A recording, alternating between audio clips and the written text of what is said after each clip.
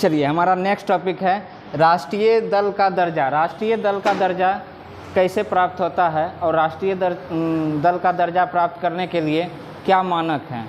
राष्ट्रीय दल का दर्जा अभी वर्तमान में किन किन पार्टी को मिला हुआ है और राष्ट्रीय दल का दर्जा कौन प्रदान करता है और उसके लिए क्या क्या मानक हैं। तो पहले हम बात करते हैं राष्ट्रीय दल का दर्जा। चुनाव चिन्ह आरक्षण और आवंटन आदेश 1968 के तहत ECI election commission of India द्वारा मान्यता प्राप्त 6 राष्ट्रीय दल हैं। वर्तमान में 6 राष्ट्रीय दल हैं। इससे पहले 8 गो थे, 2 गो हट गया, 3 हट गया, 9 थे।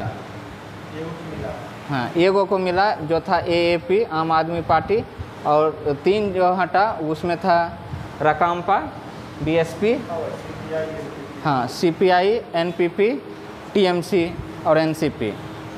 चलिए, 1968 राष्ट्रीय या राज्य दल के रूप में मान्यता प्राप्त करने के लिए मानदंड खत्म करें कैसे? अच्छा चलिए, 2 मिनट में करते हैं। राष्ट्रीय या राज्य दल के रूप में मान्यता प्रदान करने के लिए मानदंड निर्धारित करता है कौन? चुनाव चिन्ह आरक्षण और आवंटन आदेश 1968। वर्तमान में मान्यता प्राप्त 6 राष्ट्रीय दल हैं, जिनमें है BJP, Indian national Congress, BSP, CPI, उसके बाद NPP और आम आदमी पार्टी। और 3 दल जिसको कि इससे वापस निकाल दिया गया, उसमें है TMC तृणमूल कांग्रेस, NCP राष्ट्रवादी कांग्रेस पार्टी और CPI communist party of India. राष्ट्रीय दल का दर्जा वापस ले लिया गया है। चुनाव आयोग ने 2014 और 2029 के लोकसभा चुनाव तथा 2014 के बाद से 21 राज्य विधानसभा चुनाव में राजनीतिक दलों के प्रदर्शन के आधार पर समीक्षा के बाद उपयुक्त निर्णय लिया। लोकसभा 2014 और 2019 का डाटा लिया गया। उसके बाद 2014 के बाद 21 जो राज्य विधानसभा था उसका डाटा लिया गया। राष्ट्रीय दर्जा प्राप्त करने के निर्धारण क्या क्या है, कैसे निर्धारित होता है? पहले तो लोकसभा राज्य विधानसभा चुनाव में वोट, यानी लोकसभा और राज्य विधानसभाओं में जो वोट है उसके आधार पर उस दल को लोकसभा या विधानसभा चुनाव में 4 से या अधिक राज्यों में कम से कम 6% वोट प्राप्त किया है। 4 या 4 से अधिक राज्यों में 6% वोट प्राप्त किया हो। लोकसभा में उस दल के कम से कम 4 सदस्य हों, 4 सदस्य लोकसभा में हो, 4 या 4 से अधिक राज्यों में 6% वोट प्राप्त किया हो।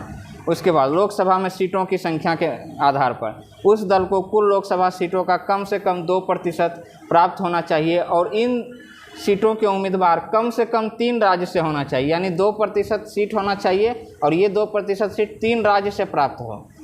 उसके बाद उसे कम से कम 4 राज्यों में एक राज्य दल का दर्जा प्राप्त, यानी 4 राज्यों में कम से कम राज्य पार्टी का दर्जा प्राप्त हो उसको।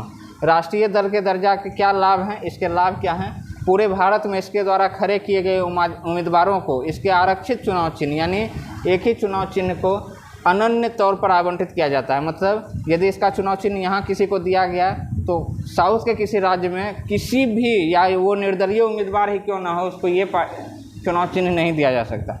उसके बाद किसी उम्मीदवार के नाम का प्रस्ताव करने के लिए केवल एक व्यक्ति की आवश्यकता होती है ताकि वह नामांकन दाखिल कर सके, यानी केवल एक व्यक्ति भी आप प्रस्तावक बन जाएगा तो आप नामांकन दाखिल कर सकते हैं। आम चुनाव के दौरान आकाशवाणी दूरदर्शन पर प्रसारण की सुविधा प्राप्त होती है और इसमें जो है 40 स्टार प्रचारक नामांकित कर सकता है, जबकि अन्य दलें 20 ही स्टार प्रचारक, यानी स्टार प्रचारक 20 अन्य दल कर सकता है। इसमें स्टार प्रचारकों की संख्या 40 होता है और स्टार प्रचारकों को विभिन्न तरह का लाभ होता है। चलिए ठीक है, इसी के साथ हम अपना टॉपिक को समाप्त करते हैं।